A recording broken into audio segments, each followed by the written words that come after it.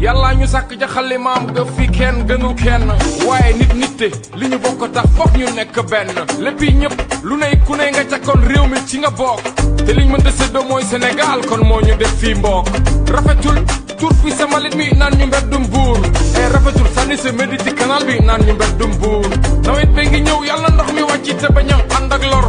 ñuy sàmm yoonu ndox mi ku ne war na la ñor maam yàlla may ñu ndox ba muy wala ngaan ndox mi wàcci fépp naatoo ànd ak jàmm la ñuy ñaan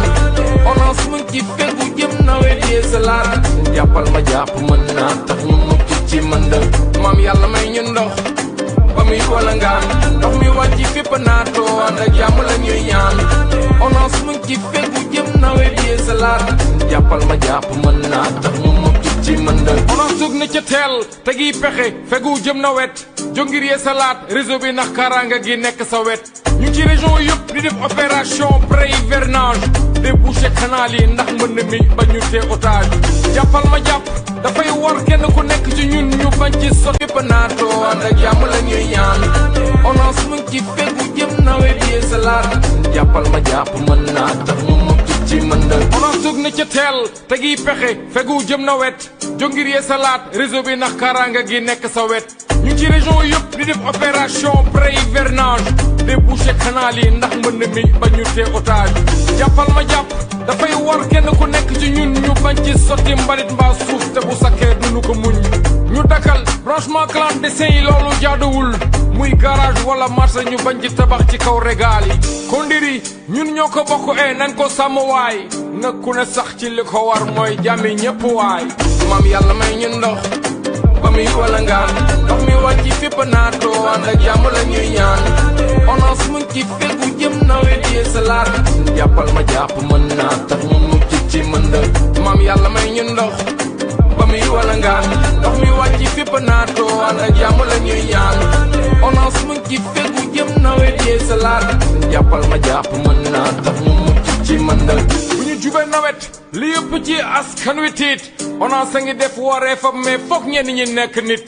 sekkar ñi canal yi defar ba mu baax ne ko ràpp tëj ci sàcc kubéer ki sotti ca balit mu indil ñu mënd lépp lëj kondiri buñ ko fàttee mu def bouchon ndox mi génn salte def tata suñu buntu kër yi indil ñu problème mu santé ay na yowén jamono ngi dox ba nit ñi ëpp doole réseau bi mais onance am nay projet ngir yee salaat ñu méngoo maam yàlla may ñu ndox ba muy wala ngaan ndox mi wàcci fépp naatoo ànd ak jàmm la ñuy ñaan onance mu ngi ci fegu jëm nawet yee salaat jàppal ma jàpp mën naa tax ñu mucc ci mënd maam yàlla may ñu ndox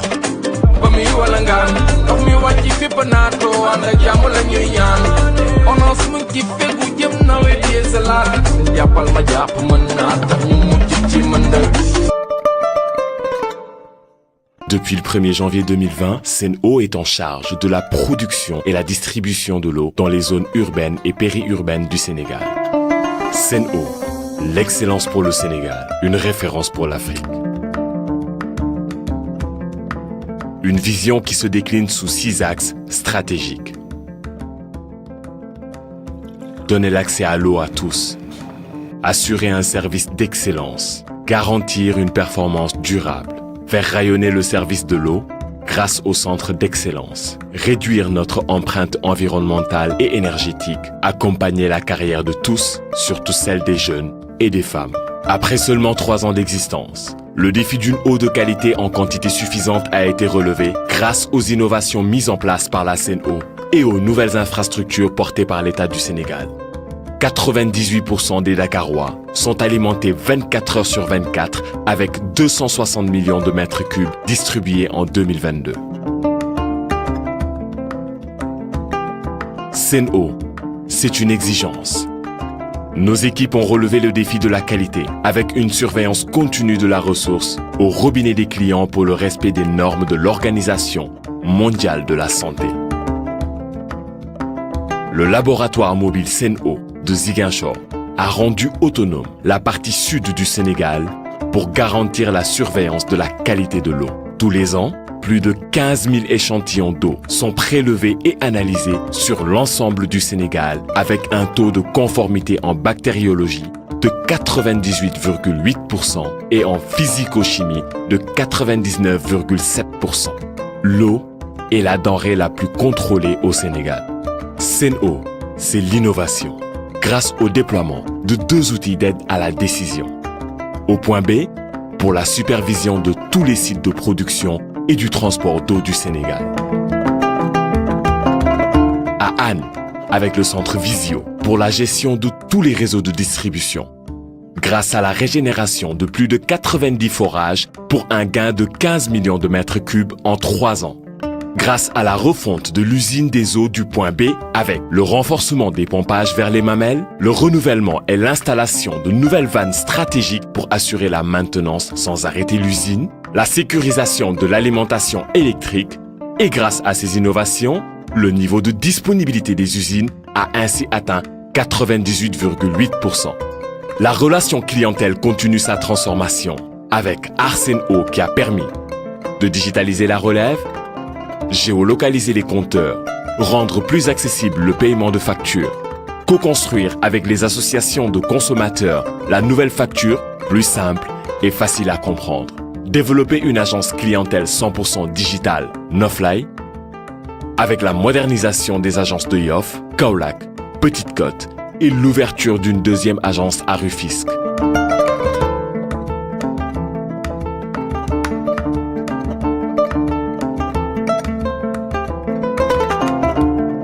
L'enquête de satisfaction réalisée montre que 82% des clients boivent l'eau du robinet et 62% sont satisfaits de la qualité de service fournie par Sen'Eau. Sen'Eau, c'est l'excellence.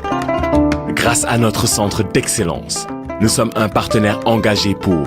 accompagner les universités sénégalaises à travers la recherche notamment sur la qualité de l'eau du lac de Guiers, soutenir les acteurs majeurs de l'écosystème start-up,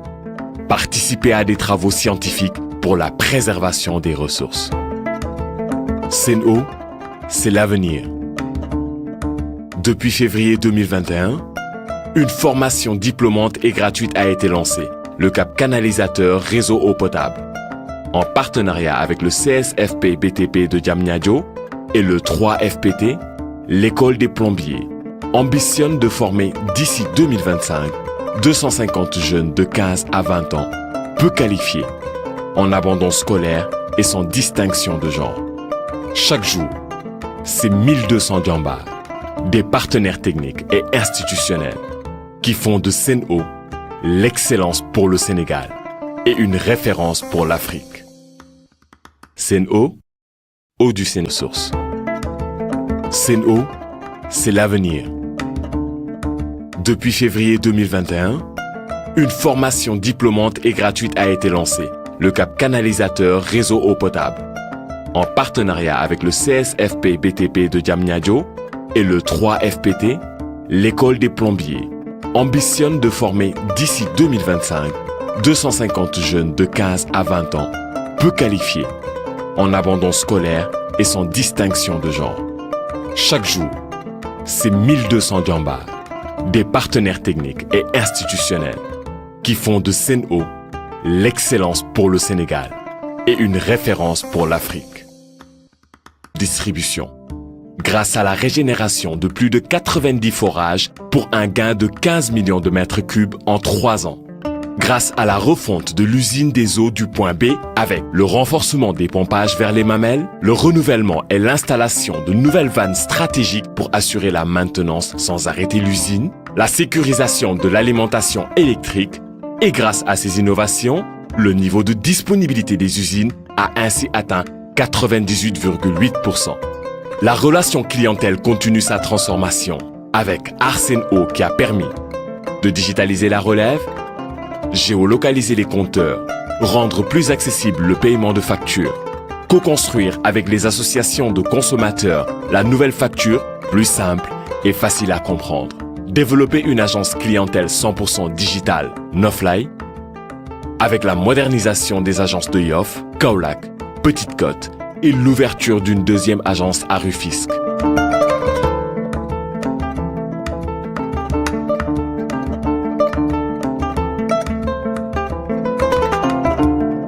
L'enquête de satisfaction réalisée montrent que 82% des clients boivent l'eau du robinet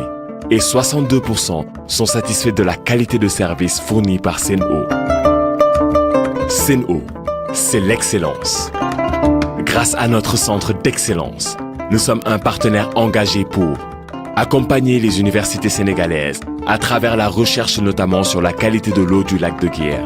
soutenir les acteurs majeurs de l'écosystème start-up, participer à des travaux scientifiques pour la préservation des ressources. Sen'Eau, c'est l'avenir. Depuis février 2021, une formation diplômante et gratuite a été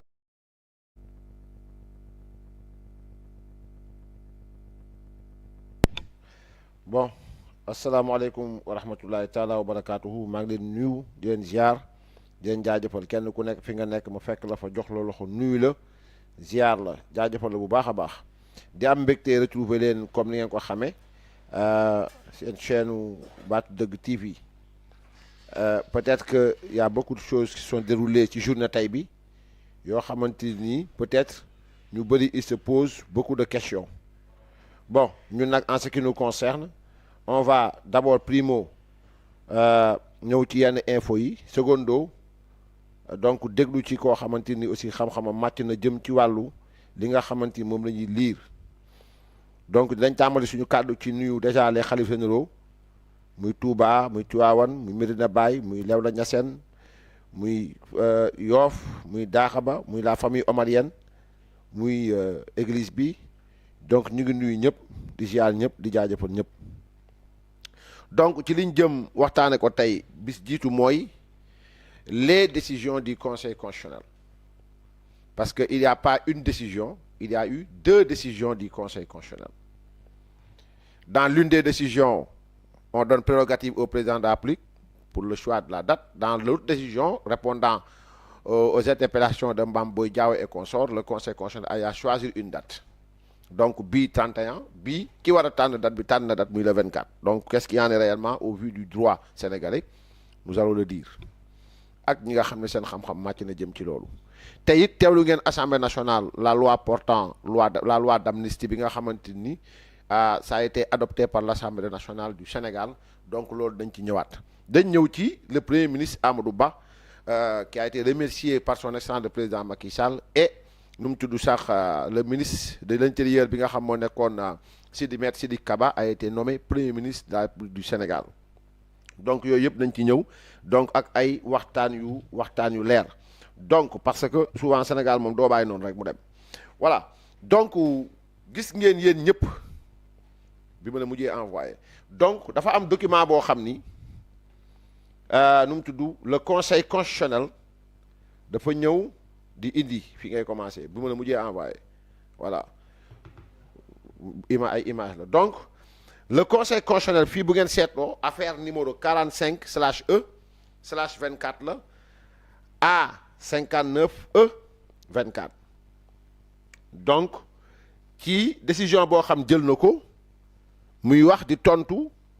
El Hadji Mamadou Diaw Boubacar Camara Thierno Alassane Sall Habib Sy Serigne Mboup Déthié Fall Malick Gakou Khalifa Ababacar Sall Aly Ngouille Ndiaye Daouda Ndiaye Mamadou Lamine Diallo Anta Babacar Ngom Cheikh Tidiane Dièye Bassirou Diomaye Diakhar Faye Aliou Mamadou Dia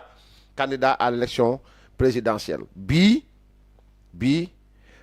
Conseil constitutionnel décision la boo xam da ko jël di tontu ñi nga xamante ni sur leur saisine sur la saisine donc dafa tontu na ni saisine bi c'est recevable beneen bi encore mu tontu moom ba jàpp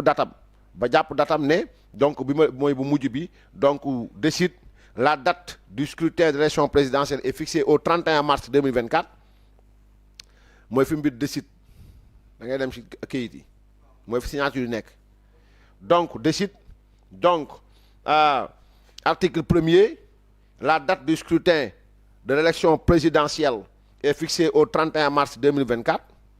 la présente décision emporte convocation du corps électoral au Sénégal et à l'étranger pour le scrutin du 31 mars 2024 article 3 donc le processus électoral est poursuivi dans les conditions fixées par la présente décision et les décisions antérieures susvisées. Article 4, en cas de vacance de la fonction présidentielle, le président de l'Assemblée nationale assure la suppléance donc jusqu'à l'installation du président de la République qui sera élu au terme du processus électoral déjà engagé. Article 5, La présente décision sera publiée au journal officiel de la République du Sénégal et partout où besoin sera. Délibéré par le Conseil constitutionnel en sa séance du 6 mars 2024 où siégeait monsieur Mamadou Badio Camara. Donc damal fin dernier bi ñooy dugalal dernier bi am signature yi laa wax. Donc délibéré par le Conseil constitutionnel en sa séance du 6 mars 2024. Voilà, donc où siégeait monsieur Mamadou Badio Camara, président madame Aminata Ly Ndiaye, vice-président monsieur Mohamedou Diawara, Youssoufa Diaw Mbodj, madame Awa Diop et monsieur Cheikh Ndiaye et Cheikh Ahmed Tidiane Koulibaly, membre. Donc bii mooy décision bi nga xam ni moom moo génn tontu ñoom Mame Boye Diao. Bon voilà, donc beneen bi conseil constitutionnel génne donc moo tax ma ne leen ñaar la beneen bi conseil constitutionnel génne mooy mën a njëkk envoyé donc boobu it conseil constitutionnel moo wax donc moo wax fii moo wax si fi ñuy ñëw encore donc conseil constitutionnel ci beneen document bi moo wax ni donc bu ngeen seetee fii donc bii dafa ne demandeur kam moo demandé le président de la République donc séance du 5 mars 2024 matière électorale donc séance du 5 mars 2024 matière électorale donc teg ko mooy yi ma la njëkk envoyé non premier bi rek bi ñu def conseil constitutionnel cachet bi ci kaw non waxuma loolu waxuma conseil bi conseil constitutionnel lii donc bi bu ngeen seetloo bi ma leen njëkk wan donc ñoom Mame Boye Diao la ñoo laaj mais bii le président de la République la ñuy tontu donc ci bii séance du 5 mars matière électorale encore bii tamit nee na c'est recevable bii tamit moom moo ko àttee bon bu ñu demee ci li mu décidé da ngay dem ci décide bi donc bu ñu demee ci li mu décidé donc avant dernier bi donc décide article 1er la fixation de la date du scrutin au-delà de la durée du mandat du président de la République en exercice est contraire à la Constitution loolu la wax donc article 2 seuls les 19 candidats retenus par la décision numéro 4E 2024 du 20 février 2024 participent au scrutin. Article 3 non ça va maa ngi ci fin ba naa la dernier bi maa ngi décide bi ngay dem fi ñu bind décide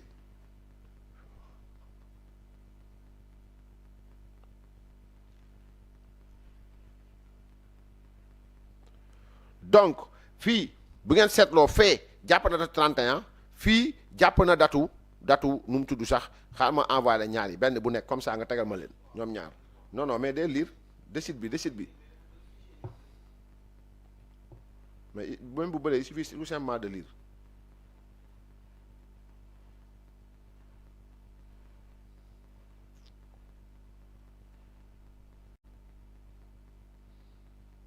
ñaar documents yi ñoo ànd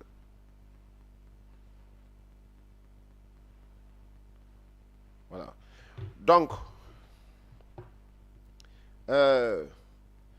on va suivre li tax ma ne je vais prendre les deux on va suivre voilà donc bu ngeen seetloo conseil constitutionnel ñaar décision la jël benn bi dafa wax 31 mars beneen bi mu delloo président li mu moom entre les deux conseil constitutionnel dafa jalgati constitution encore une nouvelle fois parce que c'est pas à elle ak lay bu mu mën a indi ñun pour ñun du lay parce que amul lay bu ko war a mën a jox raison donc le fait que mu jàpp date c'est pas de ses prérogatives c'est le président de la République qui doit convoquer le corps électoral benn xam ngeen lu tax parce que conseil constitutionnel moom amul benn ndogal ci gouvernement président Macky Sall parce que élection présidentielle président moo ko jiite mooy convoquer le corps électoral ñoo koy organiser via l'administration maintenant décision benn bi nag ça s'impose ok oui mais dans la faisabilité techniquement c'est au gouvernement de le faire ma jox leen misaal waa dañ jàpp 31 décembre ok c'est bon mais si le ministre ne signe pas le ministre des finances par exemple ok fooy jëlee xaalis bu demee campagne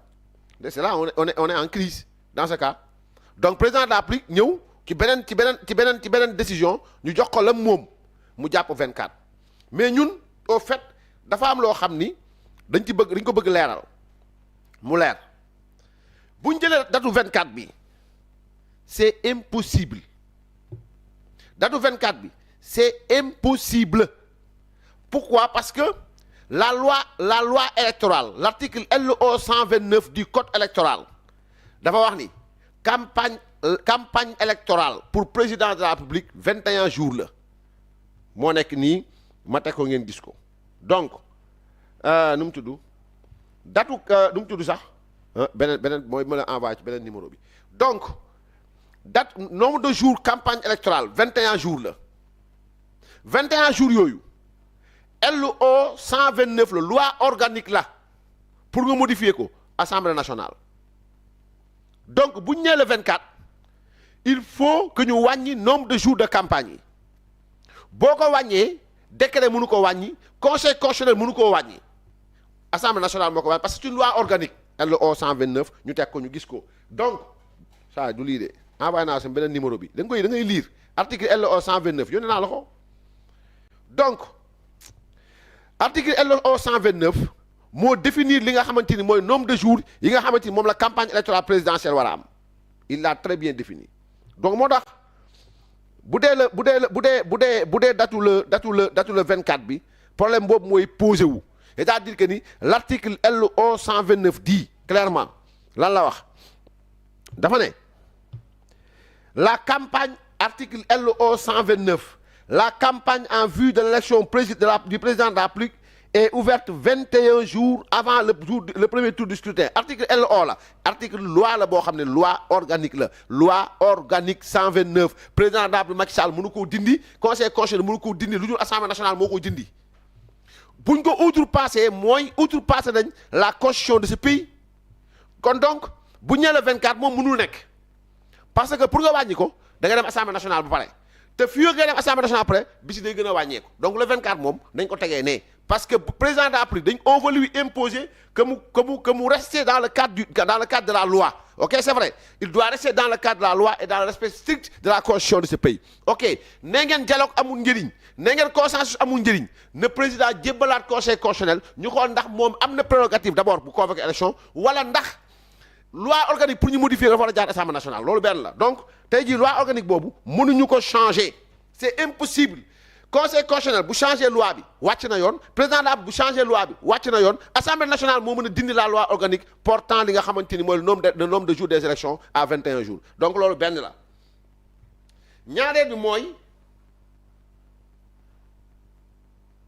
ñaareel bi mooy donc buñ ñee datu 31 bi nga xam ni moom la gars yi jàpp mais 31 décembre 31 mars jouru Pâques la mais ñoom neen seen yoon newu ci liñ bind mooy nee na ñoom seen yoon nekku ci maanaam 31 mars jouru Pâques la c'est-à-dire c'est le jour de la fête de Pâques chrétiens yi nekk seen fête donc comment organiser des élections le jour de Pâques nu mën nekkee kon c'est-à-dire que ni man li ma gis mooy un conseil constitutionnel qui s'est braqué un conseil constitutionnel boo xam ni il est en train nu mu tudd sax muy fayantoo nekkuñ di xool li normal nekkuñ di xool lu jaadu wala lu jaaduwut mais ñoom comme dañoo mën a jàpp date rek lan moo tee seen décision bu njëkk ba jàppuñu woon date ñu delloo ko président de la République lañ ko wax la def danaa woo gars yi danaa woote dialogue woote waxtaan jébbal leen ko woote na waxtaan woote ki jébbal leen ko ba mu leen ko jébbalee di leen date bii laa jàpp nañ ko date boobu baaxul ok c'est vrai mais ban date moo baax dans ce cas ñu wutal ko benn wërngal boo xam ni war nañ ko mën a jàpp par rapport aussi ak l'article 36-2 de la constitution du Sénégal donc tey jii lu si mën a am mooy conseil constitutionnel déjà c'est pas à lui de convoquer nu mu tudd de choisir une date pour les élections du rôle am du prérogative am maintenant nag président Macky Sall ça dit que ni à un moment donné il faut que président de la République à un moment donné mu jël ay responsabilités am lan mooy ay responsabilités am mooy que ce conseil constitutionnel actuellement et au moment où je parle billahi li ñu gis ñun mooy élections yu jëm nii bu ñu defut nànk on va vers tout sauf des élections très sincèrement donc datu 24 bi li ma ci leer ba leer mooy la loi organique 129 LO 129 dafa ne nombre de jours campagne électorale 21 jours la d'ici le 24 matul 21 jours de campagne donc ce qui veut dire que ni da nga koy modifier kon bu boobaa da nga naan parce que campagne électorale da ngay jël décret ne telle période ba telle période booy campagne électorale donc président de la République bu jëlee ne telle période ba telle période booy campagne électorale ne 10 jours la ne 15 jours la dans ce cas moom président de la République wàcc na yoon parce que c'est une loi organique donc du moom moo war a wàññi nombre de jours yi c'est l'Assemblée nationale benn ñaareel bi mooy c'est pas au conseil constitutionnel mu jàpp datu élection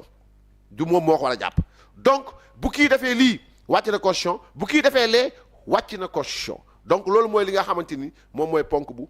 njëkk bi donc loolu dafa am solo ñu bàyyi ko xel ñu intégré waale ko ci li nga xamante ni moom la ñuy waxtaane donc loolu mooy premier xibaar bi par rapport à li nga xam ni moom mooy le conseil constitutionnel par rapport à li nga xamante ni aussi moom la génnee voilà donc maintenant feetu Pâques la si les gens le veulent aussi mën nañ ko def mais je vois mal comment organiser comment oser sax jàpp maanaam dafa mel ni comme tey nga ne bisu Tabaski laa jàpp élection wala bisu Korité laa jàpp élection aucun respect c'est-à-dire que ni dafa mel ni comme tey nga ne jour Tabaski laa jàpp élection wala bis ban magistrat muy Badio Camara muy ñoom Ndiaye muy ñoom Coulibaly ban kan ci ñoom mooy jël jour Korité def ko élection kan ci ñoom mooy jël jour Tabaski def ko élection ngeen jël jour Pâques ba ko def élection bu dee le 24 mars la nombre de jours campagne bi day wàññeeku président de la République ngeen ne ko ne respecté constitution bi beneen côté bi ngeen ne ko violer constitution bi pour am lu ñu neex parce que bu fekkee dafa wàññi nombre de jours des élections par un décret il a violé la constitution du Sénégal donc ce qui veut dire que ni des deux choses l'une soit on viole la constitution soit on viole li nga xamante ni mooy les principes qui fondent même li mu tudd sax les principes même de la laïcité mooy que bu doon ñoom Tabaski amuñu jot Korité amuñu jot duñu def élection ngeen jël feetu Pâques nañ def élection loolu fu mën nekk mënul nekk c'est impossible donc tey moo tax ñëg baaxul te li ma gis mooy conseil constitutionnel bi dafa ñëg très sincèrement te loolu baaxul c'est pas bon ci koo xam da nga war a arbitrer c'est pas bon donc loolu mooy li nga xam ni comment dirais-je mooy premier kii bi deuxième bi nag mooy par rapport au premier ministre Amadou Ba et candidat de Benno Bokk Yaakaar on a vu que sànq on a entendu des audios on a écouté on a ri on passe ensuite ñu gis ni nu mu tudd sax comment dirais-je le premier ministre a été remercié du nommé Sidiki Kaba comme premier ministre bon voilà le président de la République a tenu le conseil des ministres ce jour ba mu tenee conseil des ministres ce jour ci la jàppal date élection le 24 février ba mu ko jàppee ba pare nag maintenant il a remercié le premier ministre Amadou Ba candidat de Benno Bokk Yaakaar mais en même temps aussi mu sant ko gërëm ko moom ak ensemble gouvernement bi c'est pas ak ay audio maanaam du mbirum audio du mbirum rupture de confiance du mbirum nangam tam ay mero c'est pas ça mbir mi xamal lan la mooy Amadou Ba daa war a dem campagne électorale président jàpp na datu campagne jël na beneen ministre boo xamante ni moo newoon ministre de l'intérieur teg ko fa moom ñu libéré ko parce que bu boobaa moom candidat bi dans ce cas il reste premier ministre en même temps chef d'un gouvernement dans lequel celui qui est censé organiser les élections di ci nekk ça ne corrobore pas c'est-à-dire mooy premier ministre Amadou Ba mëntul woon continuer di nekk premier ministre xam ngeen lu tax parce que premier ministre moo yilif ministre de l'intérieur mooy organiser élection yi donc mënul continuer nekk kilifaay ki war a organiser élection pare moom mu nekk candidat da nga koy wàccee loolu jël ko tegee ko nee mu dem defi campagne nga jël keneen teg ko fa mais ba léegi jéggoo leen Macky Sall bind ne nekkatu sama candidat bëggoo leen ba léegi ñu ne leen Benno Bokk Yaakaar ne nekkatul candidat déggoo leen kenn ku ci wax ci loolu yéen a ci bëgg wax ñun duñ ci jàpp ci wax jooju xam nga ñu ci daan nekk Amadou Ba mooy candidat bi on va faire des campagnes électorales on va battre campagne avec lui on va mener la campagne électorale confiance bi ko Macky Sall jox ñu jox ko confiance boobu ànd ak moom gagné nguur gi ñëw continuer li nga xamante ni moom mooy gouverner donc ce qui s'est passé ça n'a rien à voir donc ça n'a rien à voir ak li nga xam ni ak li nga xamante ni moom mooy affaire nu mu tudd sax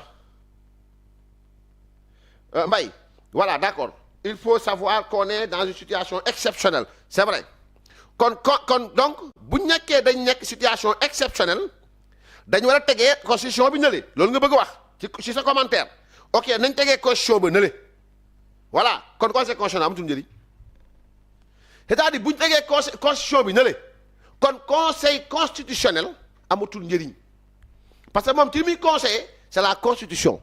quand on est dans une situation exceptionnelle le président la yoon jox des pouvoirs exceptionnels par le conseil constitutionnel le président de la République lañ jox dans une situation exceptionnelle des pouvoirs par le conseil constitutionnel donc bu nekkee da ngeen jàpp ni Mbaye sa commentaire laa wax bu nekkee da nga jàpp ni on est dans une situation exceptionnelle donc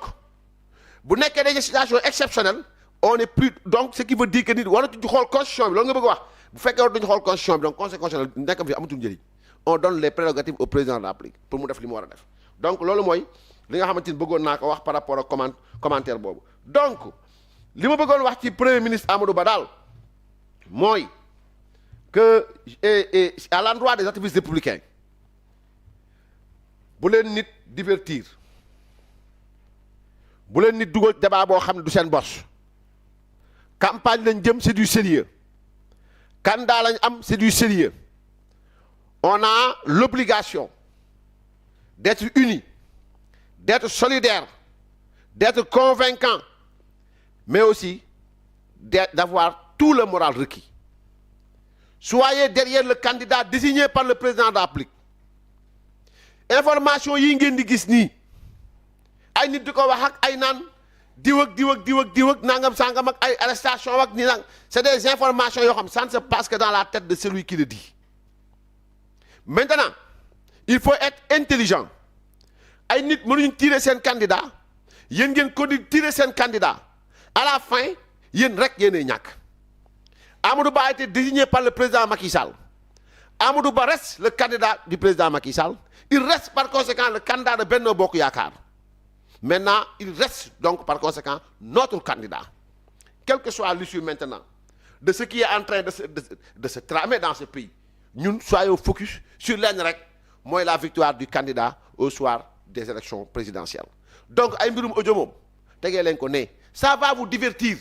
et ça ne va servir absolument à rien du tout tegee leen audio yi ne le ba keroog nag ku yor sa enquête dama nga enquête bu enquête pare maintenant ñu mën a xam mais dama ne moment bi ñu toll nii soyons focus sur Amadou Ba soyons focus sur le président Macky Sall défendons-le parce que moment bi ñu toll nii man je ne comprends pas l'attitude de beaucoup de personnes parce que si l'opposition tire sur le président ñu nit duñ baal président dara on tire sur le président de la République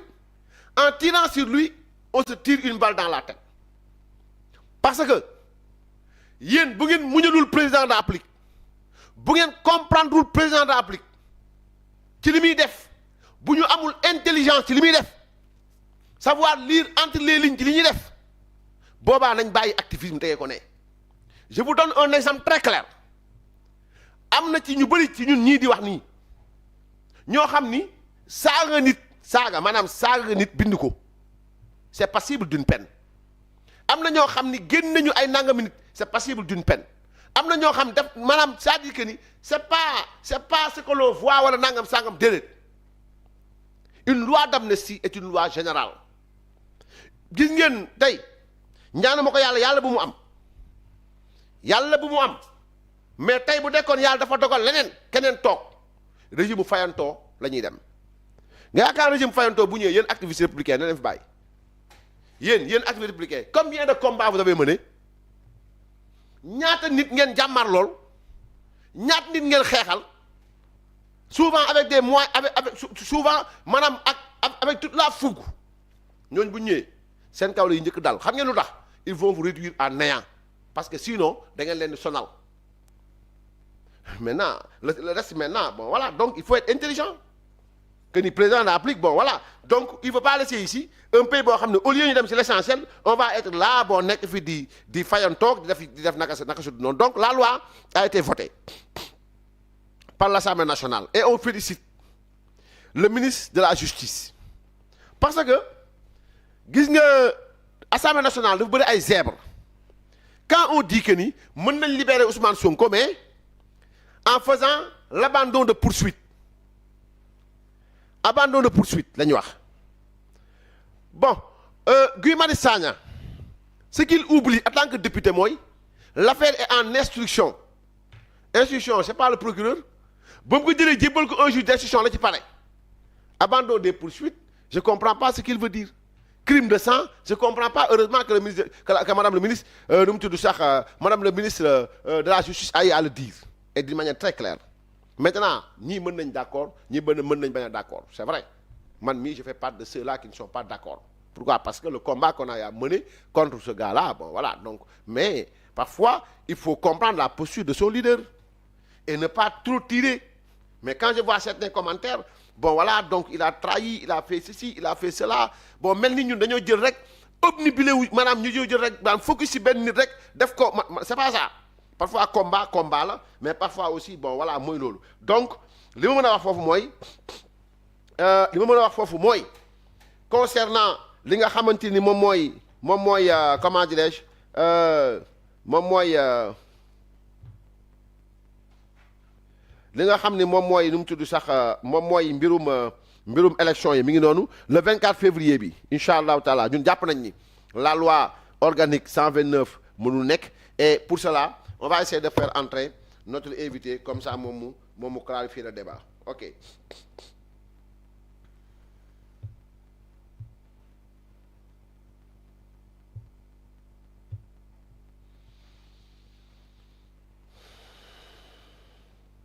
Omar Bari non à l'amnistie moom jàll na amnistie moom jàll na bu yàgg non à l'amnistie moom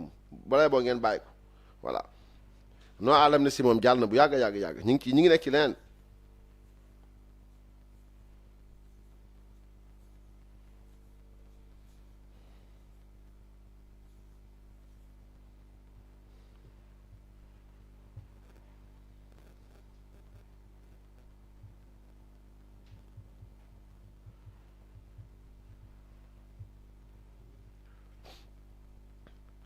donc en attendant maître di ñëw donc damay dugal keneen koo xamante ni donc voilà donc moom bu duggee dina présenté wu moom mën a wax gis-gisam par rapport ak élection yi bon voilà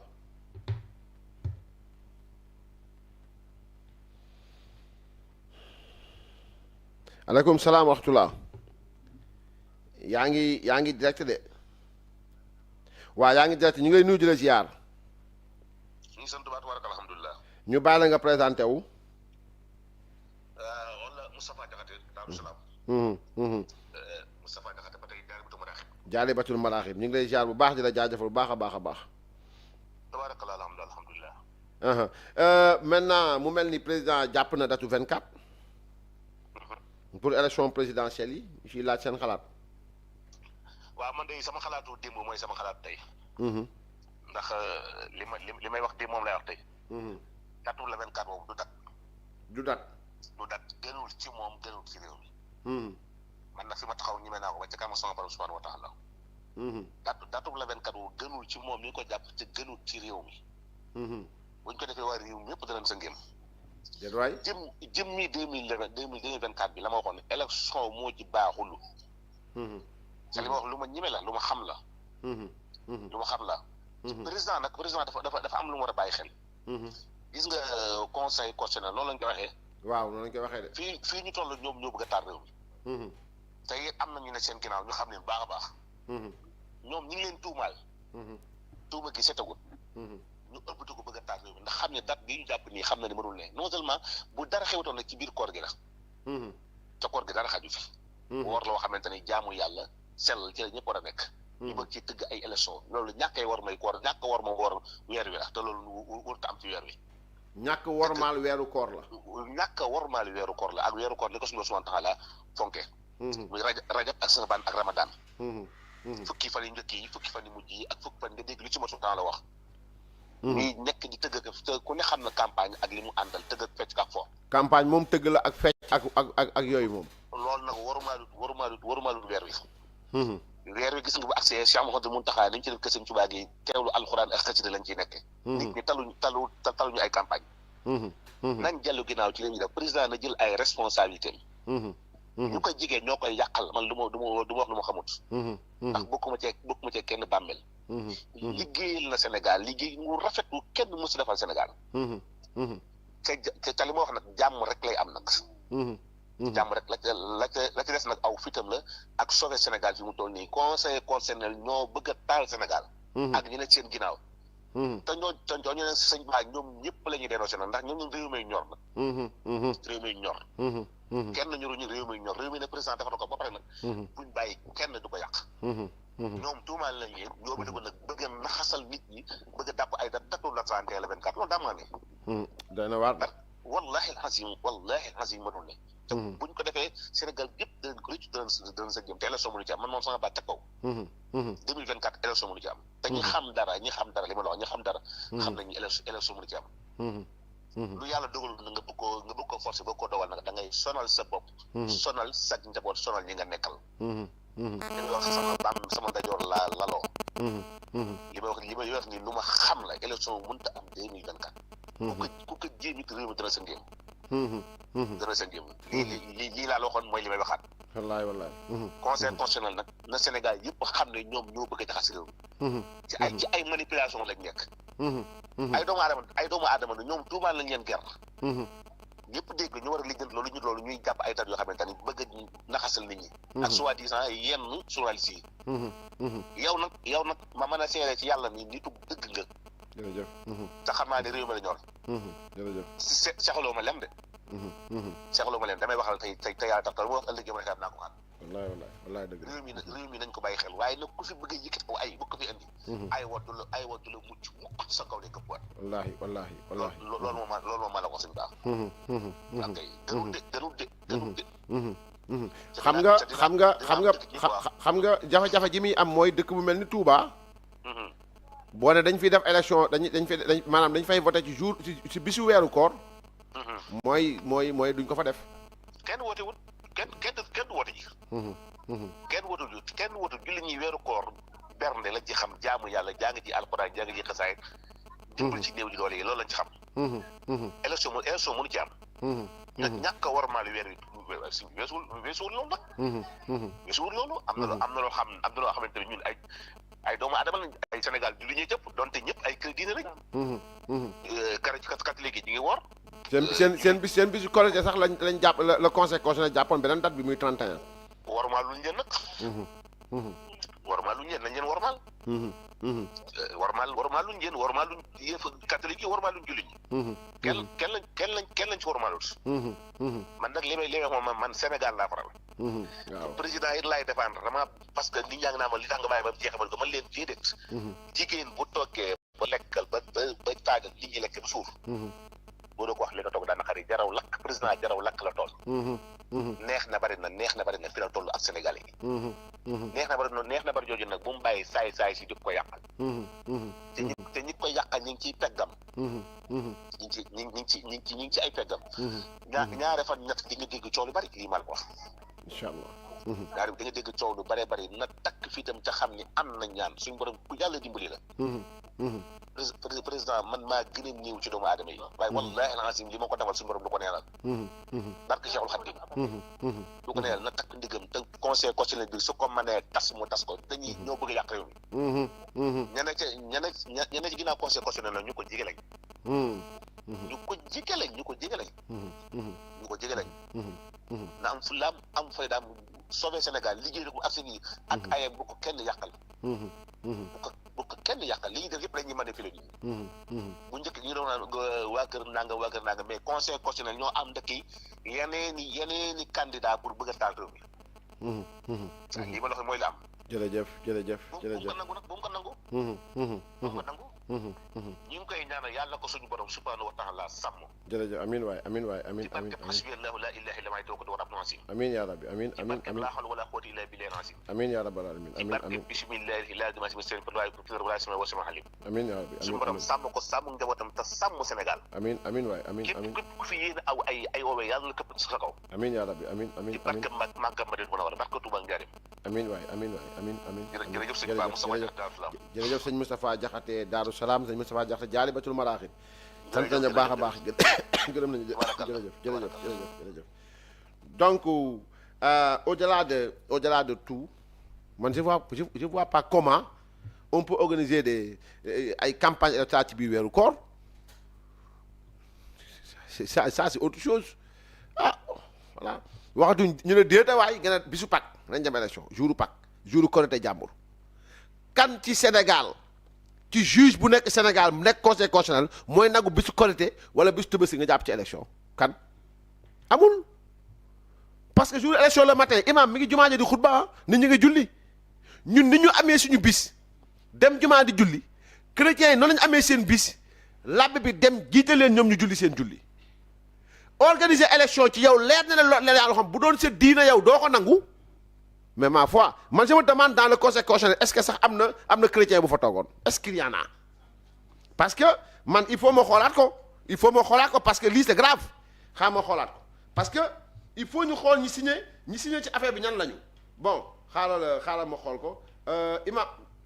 salaamaaleykum imam da nga bëgg a dugg allo donc xaaral ma xool parce que man li ma gis nii man jàpp naa ne ab chrétien toogul woon ci biir conseil constitutionnel bi voilà donc man jàpp naa ko parce que lii nekkul loo xam ni bon ma foi lii nekkul loo xam ni lu ñu war a bàyyi sax nii comme ça la parce que lii bu jàllee mooy Sénégal moom mooy loolu ma jéem a xool par rapport ak conseil ñan ñoo signé ñan ñoo signé bon ah oui voilà donc très bien xam nga fii boo xoolee fii Mamadou Badio Camara Aminata Ly Ndiaye Mouhamadou Diawara Youssoufa Diaw Mbodj Cheikh Ndiaye Awa Dieye donc ak Cheikh Tidiane Koulibaly donc fii ay jullit rek a fi toog bu fa chrétien toogoon du ko nangu jamais parce que ñoom bu fekkoon dañoo teg même jotaay ay chrétien toog fa benn jullit toog fa ñu ne bis Tabaski moo leen mënul nekk c'est impossible wala ñu ne Korité moo leen mënul nekk c'est impossible donc prendre une date le jour de la fête de Pâques est une profanation loolu il faut oser le dire est une profanation culte d'autrui loolu la donc maintenant il faut nit ñi taxaw ci wax ci bu baax a baax nit ñi mën koo dégg le 24 it président Macky Sall mënul wàññi le nombre de jours dédiés aux campagnes aux jours de campagne électorale parce que c'est une loi organique 129 c'est la LO 129 du code électoral du Sénégal moom la c'est-à-dire loi organique na pour nga modifier ko du décret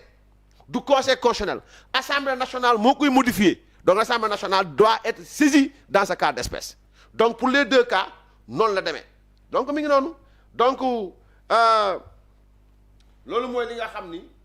nu mu tudd sax jar na bàyyi xel et di nga dégg journaliste yi ñoom comme te ñoom na dem c'est na dem duñ xool lu rafet duñ xool lu jaadu voilà mais ñun moom fi ngeen ñuy fekk voilà.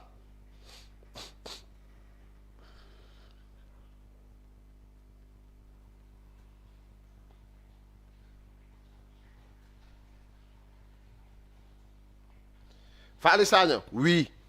j'ai fait les éloges du président du conseil constitutionnel et qui continue à le faire. Julit moo naan kii baax na bu defee lu ba mu ne ko li mu def baaxul oui j'ai fait les éloges du président Macky Sall je suis contre la loi d'amnistie c'est ça donc Fally Sagna c'est comme ça wala da nga jàpp ne Badio Camara moom du juum dans ce cas d'espèce waxuma ni moom moo xawma la moo nekkoon bëgg-bëggam ak décision mais je parle du conseil constitutionnel je parle pas de Badio Camara ni de Youssoufa Diallo mais dama ne li ñu def c'est une profanation voilà loolu am nu muy jut ne leen jouru Pâques wala xamuñu luy Pâques jouru Pâques nga ne même bu nekkee Pâques la sax waaye yoon may na ma mais c'est quoi ça ou bien on est dans quel pays c'est ça le problème donc loolu dafa jar a bàyyi xel pour nit ñi bàyyi ko xel nag nit ñi leen koy fàttali donc maa ngi jéem a woo Thiam mais je crois que voilà donc il est indisponible bon voilà mi ngi noonu donc mi ngi noonu bàyyil ma Anicette mi nga koy bàyyi foofu kii moom xaw ma bu demee mes sax man na ma jaaxal voilà donc mi ngi noonu donc incha allahu taala on va essayer demain de revenir pour inviter nu mu tudd sax tu es le porte-parole de l'église maintenant ah waaw man de maa ngi ciy sant yàlla bu baax a baax parce que man moom wax dëgg yàlla église catholique moom wax fa dëgg yàlla xaw ma ne maa seen porte parole am déedéet waaye it nag kenn du leen songu jaar ci man voilà très bien kenn du leen songu jaar ci man voilà donc mi ngi noonu donc concernant le ministre le premier ministre Amadou Ba il continue il est là il est le candidat de Benno Bokk Yaakaar ay mbirum audio jël leen ngeen tegee ko ne ngeen def focus sur le candidat Amadou Ba ngeen dem campagne électorale ñu ànd ak moom campagne électorale on va gagner pour 2 défis un défi lié à l'honneur pour son excellence président Macky Sall et un défi pour la poursuite des chemins du véritable développement et de l'émergence donc ci loolu lañ nekk leen ci loolu quant à ay mbirum audio ki demee noonu nag tegee leen ko ne ngeen def focus da ngeen am candidat moo naa candidat bi Amadou Ba la tudd président pour lan ñu ne Macky Sall moo ñu ko joxoñoon ñu ne ba léegi ñu ne waaw ba léegi parce que Macky Sall moo ne woon moom la moo ama ko ba léegi taxawul ne du moom keneen leneen lu waay wax rek ay junj la ak ay wax donc maintenant nañ jàpp ci loolu nañu xam loolu nañ continuer ci loolu incha allahu taala yàlla moom kii falu nag yàllaa ko xam voilà donc mi ngi noonu voilà donc maa ngi nuyu waa Portugal yëpp di nuyu ñëpp donc di sant ñëpp di leen jaajëfal bu baax a baax di ñaan yàlla Sénégal yàlla dafa yàlla def jàmm ak salaam ak tawféex donc Thiam bëggoon nañ ko jël mais je crois que il est indisponible donc voilà donc ma xool ndax amul quelque chose de nouveau comme te tey bis tey bi moom da ngay yeewale di gis information yi donc mi ngi noonu donc affaire baa ngi noonu donc voilà sant nañ leen bu baax a baax gërëm nañ leen bu baax a baax yàlla na yàlla def jàmm Sénégal def fi tawféex def fi naataange je crois que pare nañ ci mbir yi je pense que c'était tout voilà attends caama ngi woote allo ma dugal la direct xaaral ma dugal la direct waaw ok ne quittez pas gars yi on va faire entrer maître Thiam maître ñu ngi lay nuyu bu baax di la ziar. waaw ça va maa ngi lay ziar maa ngi lay delloo ziar bu baax. ñu baale nga nuyoon teg followers yi. waaw ça va maa ngi nuyu ñëpp di ziar ñëpp. tafal ma fotoom saa yi. maa ngi ziar ñëpp di gërëm ñëpp di sant ñëpp vraiment di ziar kenn ku nekk fi nga nekk. mu mel ni maître tey aujourd'hui c'est une journée remplie de loi d'amnistie décision conseil constitutionnel avis du conseil constitutionnel bon votre lecture d'ensemble sa jàngat daal waaw. en tout cas tey le droit à parler quoi tey moom vraiment on est très servi nous les juristes. effectivement. bon li ma ci mën a wax loi d'amnistie waxoon naa ko. nee leen loi d'amnistie bi moom. ñu bëri bon xool nañ ñu bëri d'accord ci opportunité bi peut-être ak pertinence bi peut-être ak moment bi. voilà ñu bëri kii mais dans le principe. amnistie dafa bokk ci nii parce que yàlla sax day jéggale. man dama bokk ci ñi nga xam ne dañu nekk ñi ñoo xam ne dañuy mën a pardonner il faut savoir pardonner daal. dafa bokk ci doomu aadama. parce que ni ma koy waxee naan les 3 membres de la République ku nekk da nga am prérogative bu la yoon may bu la constitution may. président de la République am na grâce am. yoon moo ko may constitution moo ko may article 47 de la constitution. assemblée nationale am na lu ñu ooyee amnistie. article 67 de la constitution moo ko may. soo demee ci la dernière membre de la République qui est le pouvoir judiciaire. am na ay techniques d'humanisation yu bëri ak technique de resocialisation ak resocialisation jiar yi. yoo xam ne dañuy féexal nit ki wala ñuy comprendre nit ki mën ko féexal ba loolu bokk na ci liberté provisoire. bokk na ci libération conditionnelle. bokk na ci contrôle judiciaire. bokk na ci sursis. yooyu yëpp dañ koo dénk yoon na ko pour léeg-léeg nga gis koo xam ne mën nga koo féexal nga féexal ko ci. parce que nous savons ñun ñëpp jàng nañ droit ne le principe c'est pas la détention le principe c'est la liberté l'exception c'est la détention. donc voilà loolu moo tax ci kaw loolu ma ne sur le principe ça mais parfois da nga gis am na si yoo xam ne da ngay xam ne parfois nit ñi. du dañoo bañ ndiki mais démarche bi ak contexte bi ak situation bi mu demee moo tax nit ñi dañ jàpp ne tam nañ leneen lu may def yenn yi. te ñu bëri ñoo jàpp ne réew mi crise bi ñu fiy woote peut-être c'est superficiel ñi jàpp ne. c'est artificiel. wala ça n'existe que dans la tête de cela qui le pense. mais ku nekk comme je le dis ça c'est les faits ku nekk mën nga ko appréhender nu la neexee parce que les commentaires sont libres et chacun prêche pour sa paroisse. voilà yow li nga gisee lii mu bëla man ma gis ne dafa verte loolu du ma ci xëccoo yow. voilà l'essentiel ku nekk li ngay avancer ni nga ko mën défendre. man newoon naa amnistie bi loi bi boo ko jàngatee ci exposé des motifs ba ca tiré à paragraphe de 3 ba paragraphe 3 bi li nga ko tëggee da ngay xam ne amnistie bi peut-être am na ko jël damay leeral nag amnistie mooy njëggal goo xam ne dafay effacer lépp loo defoon mooy amnistie njëggal goo xam ne yoon moo ko daganal waaye dañ ciy jóge ñi effacer lépp loo defoon day mel mosoo def après dafay arrière li nga defoon dañ koy effacer bokkut ak grâce nag moom li nga defoon mën nañ laa bàyyi nga ñibbi ba dafay des sa casier judiciaire loolu mooy grâce grâce mënuñ koo may koo xam ne damuy ba condamné la wala ba délai d'appel yi jeex il faut maanaam acte bi jeex tàkk ñu doon laa mën a may grâce koo xam ne yaa ngi def appel wala sa dossier pareegul jeexu bi ngi ci en cours de procédure mënoo am grâce loolu mooy grâce mais amnistie moom même buñ la booy defee benn jéeg toppaguñ la ñu lay wër jàppaguñ la maanaam ñu lay wër ñu def benn infraction ñu lay wër jàppaguñ la mën nañ laa may grâce mën nañ laa may amnistie même buñ la jàppee nga ne ci kaso gi atteguñ la mën nañ laa may amnistie même nag léegi bu ñu la attee sax ba tëjee si kaso gi ba dóor la pen mën nañ laa amnistie ñetti cas yi mën nañ laa amnistie maanaam boo defee infraction ñu lay wër jàppaguñ la amnistie mën naa ñëw nga bokk ca maanaam kon action publique bi dafay arrêté loolu dañuy wax l'action publique c'est éteinte su nekkee aussi jàpp nañ la dóor la juge bi dóor la mandat de dépôt ba tey xam nga atteguñ la mën nga am tamit amnistie amnistie tamit buñ la àttee tamit ba tëj la man nga koo am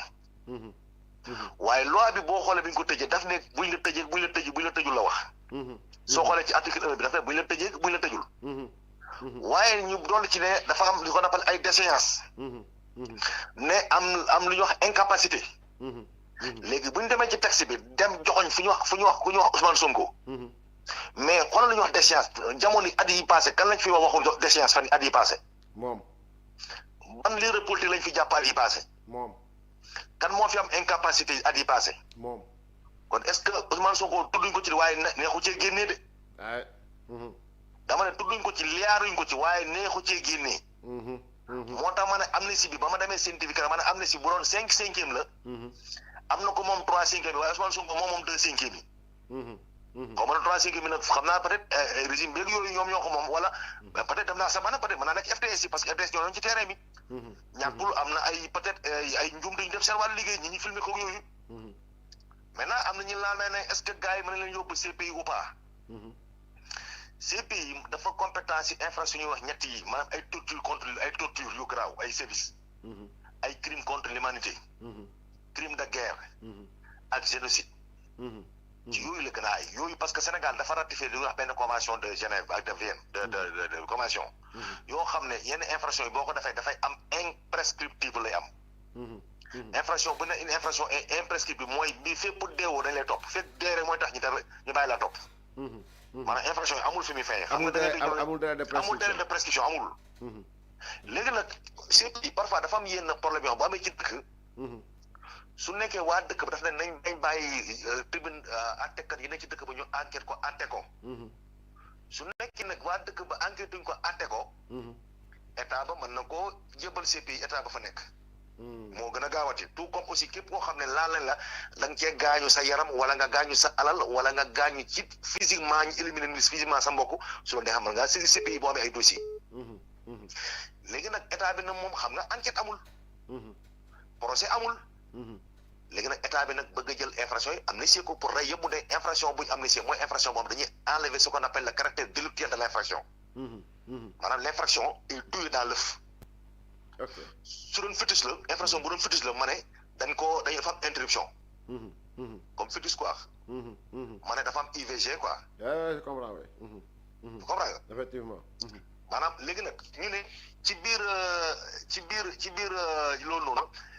bu nekkee réew ma ci biir réew ma attewuñ ko comme nekk koo xam ne victime nga wala état ba ca boppam mën naa saisir CPI léegi nag CPI léegi nag état Sénégal nag man procès amul enquête ma waaye damay jël infraction yi neenal leen maanaam neutraliser ce qu'on appelle ñun bu gën a jàng fa droit dañoo ooyee ce qu'on appelle la neutralisation de l'élément légal élément légal parce que infraction il faut la réunion de 3 éléments pour qu'on puisse parler d'infraction il faut un élément matériel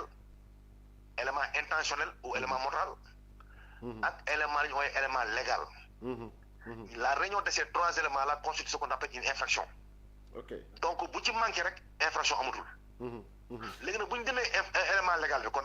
mu des ban élément matériel ak élément moral effectivement kon infraction amatul léegi nag dañuy neutraliser élément légal bi parce que élément matériel am na parce que ñi gaañu ku dem xam ñi deene xam nañ seen kër yi ña fa dee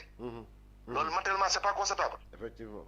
ñi yàqule gis nañ seen bagage yi yàqu loolu c'est pas constatable effectivement c'est ça la matérialité fait maintenant nag l'intention nag c'est subjectif c'est ce qu'on appelle la volonté ou l'intention d'aller commettre le forfait loolu c'est l'intention kenn mënu ko mesurer quoi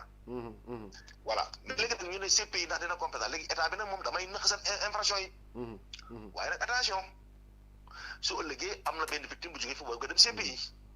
su ko demee nag CPI mooy analyser mooy xool ndax est-ce que infraction yi ñu naxasal Sénégal créé fa amnistie est-ce que infraction yooyu ay crime contre l'humanité la wala yeneen infraction yi nga xeeti infraction yi moom la am na wala moom la CPI toppee nit su nekkee nekk ko moom du ko topp mais de toute façon amnistie bi terewul keneen dem CPI mu de saisir ko mais CPI moom mooy xool ndax infraction yi bokk na ci infraction bi toppee déet su nekkee bokk ci da koy arrêté comme neex aussi mun nga dem ëllëgee président bi ñëw mun nga dem dindiwaat loi bi parce que lu loi def loi koy dindi loi ko maye loi koy dindiwaat rek loolu mu leer c'est du loi boo xam ne dafay dund ad vitam aeternam kon ëllëg beneen njiit mën na ñëw dindi loi d'amnistie bi waaye loi ko dindi loi état sax mën nañu ko dindiwaat ok loi la lu loi def loi koy dindi ok léegi bu ñëwee ci décret moo koy dindi yow boo décret faree ministre arrêté ministre mënu maa dindi effectivement arrêté maire mënu maa dindi décret moo fal décret may dindi su ma arrêté ministère fale arrêté moo may dindiwaat c'est ce qu'on appelle le parallélisme des formes effectivement waaw li la ko jox rek moo la koy xañ voilà noonu la quoi léegi bu ñu demee ci le conseil constitutionnel a sorti benn décision ak benn avis jàngat nga ñaar yëpp waaw ci bii conseil constitutionnel daa jàpp date ne le 31 ci bii il renvoie le président de la République à ses prérogatives tout en lui désignant que ni mënul dépasser fii président moom jàpp le 24 donc maintenant on a 2 dates d'élection une date du conseil constitutionnel et une date du président de la République voilà donc sa jàngat bu njëkk par rapport aux 2 décisions du conseil constitutionnel bon dinaa la tontu ci droit tontu la ci fait ci droit décision conseil constitutionnel bi dafa tontu parce que bul fàtte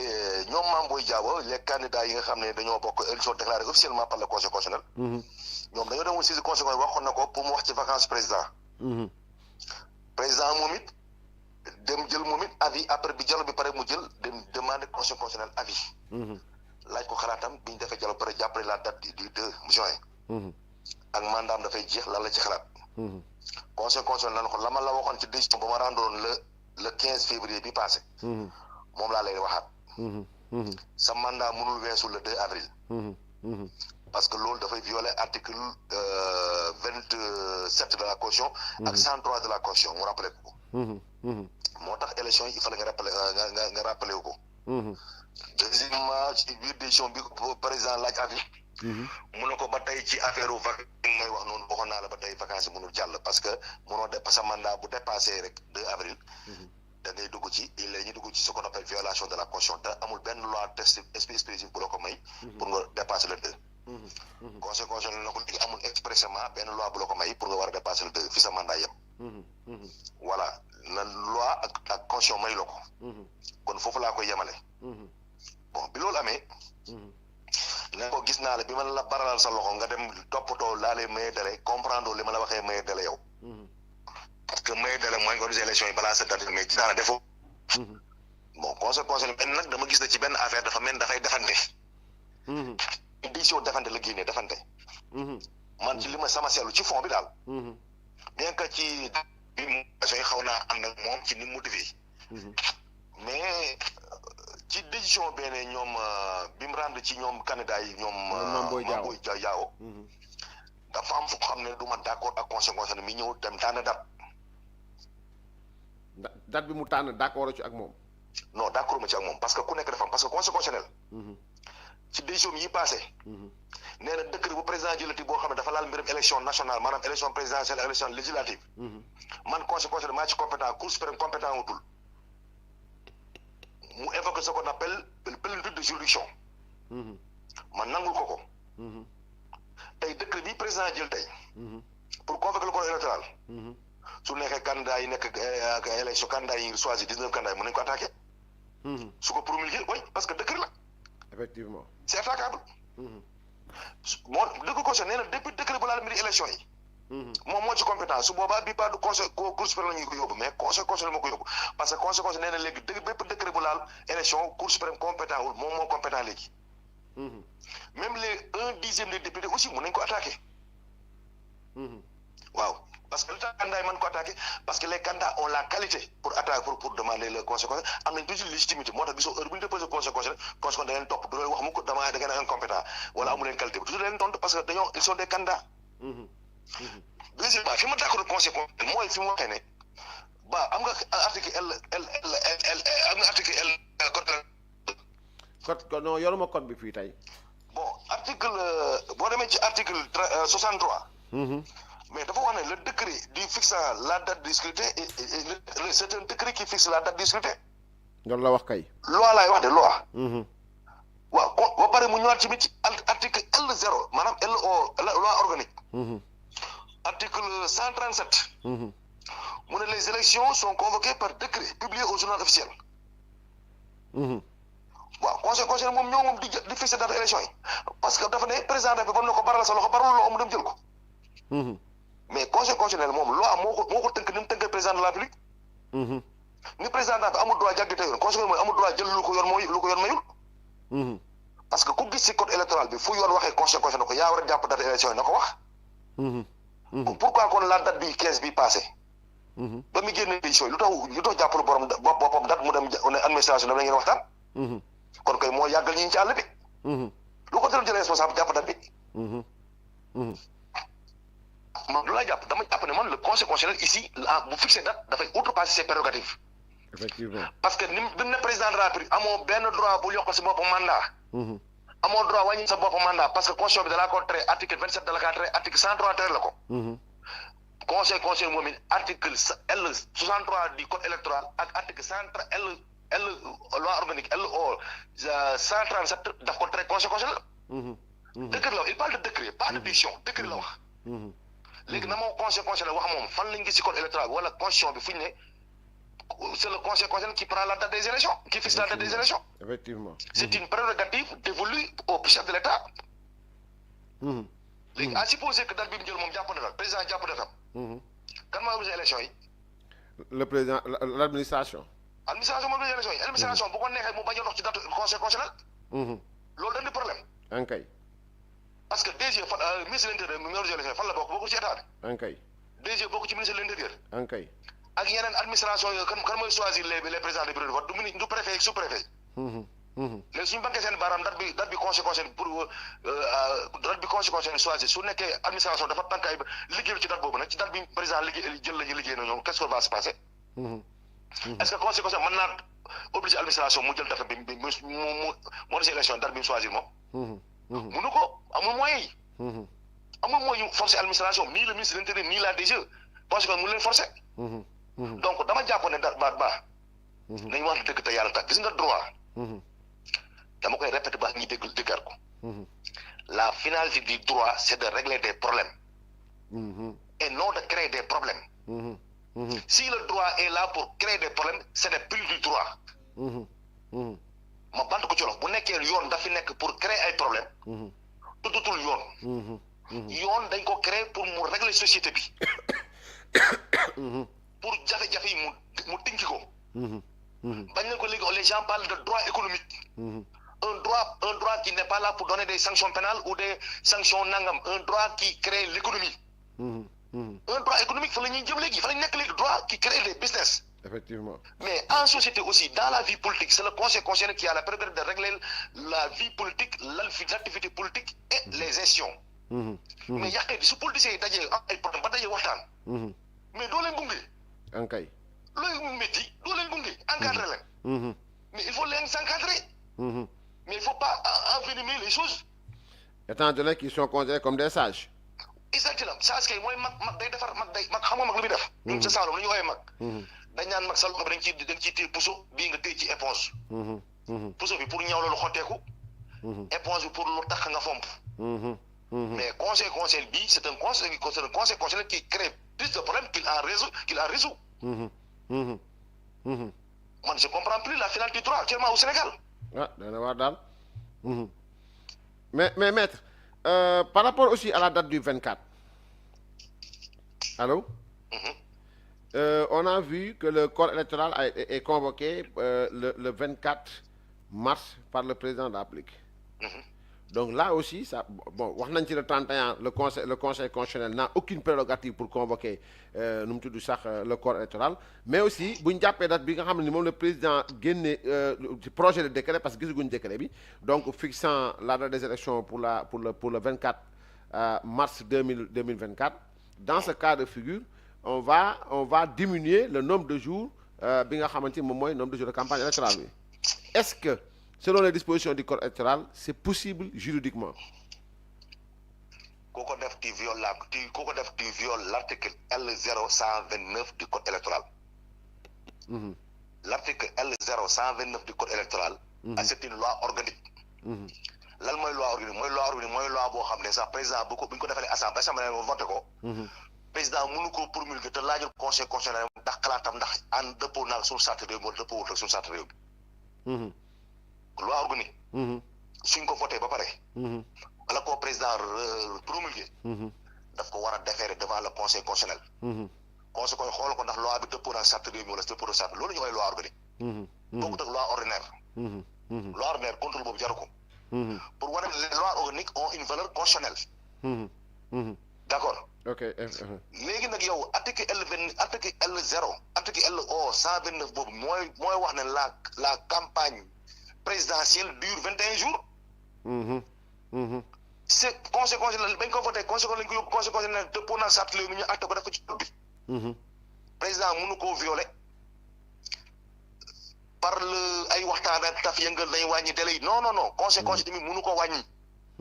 Parce que c'est une règle d'ordre public. Une règle d'ordre public, même le juge est obligé de s'y conformer. Avec les partis. Président beaucoup viole, il viole la Constitution, il viole le code électoral, article L0129, tout le conseil constitutionnel wàññi mi ngi ko violé su ko candidat yi demandé wàññi lu mënul nekk si il koy violé. Loi organique bi moo ko mën a changer il faut ñu dem assemblée nationale yóbbuwaat loi bi foofu wàññiwaat ko. Mais kenn mënut a wàññi ko. Campagne 21 jours la. Loi organique la kenn mënu ko changer. Effectivement. Mi ngi mel ni constitution bi mi ngi mel ni constitution li ay président na ko mën a wàññi article L27 beeg 103 mënu ko changer. Voilà mënu ko changer nee na assemblée sax mënu leen ko yokk mënu leen ko wàññi. Léegi nag yow constitution moom li mu ay président ñëw moom di ko def moom. Doy na waar. nañ moon dëgg kii bi campagne bi 21 jours la durée ku ko wàññi tu violes l'article LO 129 du code électoral. Moom moo ne campagne électorale pendant campagne électorale ci élection présidentielle. ñaar fukki fan ak benn la. Amul wàññi amul yokk ñaar fukki fan ak benn la ku koy wàññi te jaaroo ci assemblée ba yaa ngi violé loi bi. Voilà. ok merci dafa mel ni leer na xam naa fu ñuy mujjee rek mooy sa gis-gis par rapport ak élection yi di ñëw te gis nga ni le PM a été remercié. Il y a Maître Sidiki Kaba qui devient premier ministre de la République du Sénégal. Bon voilà donc fii ak xam naa élection yi di ñëw bon sa gis-gis ci loolu daal xam naa politique la kii woo fooroo si loolu waaye ñu bàyyi la nga wax sa gis-gis rek. Non, dama si gis ça rentre dans l'ordre naturel de la République parce que la République personne n'est indispensable dans la République. Amadou Ba dafa am ñu jëloon seen place. C'est ça après kuñ fal kay xamal sa bés nga ñëw da nga mës a wàcc. Ça rentre dans l'ordre normal des choses et de la nature. À plus forte raison dans une République. Les hommes passent, les institutions restent loolu lañ koy waxee. Effectivement. Voilà Amadou Ba def na lim man wax leen xam. jaajëfal nañ ko tey mandat jeex. Sidiki Kaba jël na leen ngay. Moom it bu ñëwee def lim man wax lim xam. keneen jëlaat c'est ça la République. Macky Sall ngi nii ba mu jël na 2012 ba léegi ayam jeex na. bu demee keneen ñëw. kii ñëw yàlla ayam gën a neex. amiin président Macky Sall wax na moom it lim xam. pour Sénégal baax. def na lim man pour Sénégal baax. kenn mënul def lépp kenn mënul wax lépp. fii la moo ko yàlla mën a yamane yàlla na dem ci jàmm kii ñëw di remplacer réew mi fekk réew mi ci jàmm aussi. amiin waay amiin man daal loolu lay ñaan yàlla ak lu mën a xew daal réew mi am jàmm rek ñu am jàmm. parce que ñun amul lu may Sénégal lañu am. man farlu ma parti politique farlu ma kenn man république laa faral ak droit. man je suis un républicain man république moom gën a parti politique yi. effectivement. parti bi association la rek moom daayira yi na ci koñ yi rek nday dikk yi ak GIE maire yi ñoo yam. république bi moo ma gënal parti politique loolu am naa si droit. maa la ko wax. oui parce que quand la république est à terre mais y a pas de parti politique. y a pas de syndicat. y a pas de travail. y a pas d'activité. effectivement donc man parti politique bu dee moo ma gënal république bu dee. loolu am naa si droit. voilà. kontaan nañ trop. ñu ngi lay jaajëfal bu baax a baax maître. merci ba jërëjëf. jërëjëf ak ziar ñi déglu ñi doon teewlu ñëpp merci. jërëjëf merci beaucoup yal na yàlla def jàmm yëpp. amiin yaa rabbi amiin jërëjëf donc ñu koy jaajëfal bu baax a baax maître El Amath Thiam nekk juriste consultant vous voyez qu'à chaque fois que ñu am ay questions juridiques donc moom la ñuy woo il est très disponible te def moom koy njëkk woo jotuma ko da doon nelaw xam naa dañ ko wax ne ko ñu ngi lay woo xam naa jóg na wax dëgg yàlla pour répondre vraiment par exemple ci li nga xamante ni moom mooy mbir mi amoon nañ mbégte lool sant leen gërëm leen di ñaan yàlla def sa jàmm Sénégal def fi salaam def fi tawféex def fi naataange wasalaamu aleykum wa rahmatullahi taala wa barakaatuhu jaa ngeen jëf ñu fanaan jàmm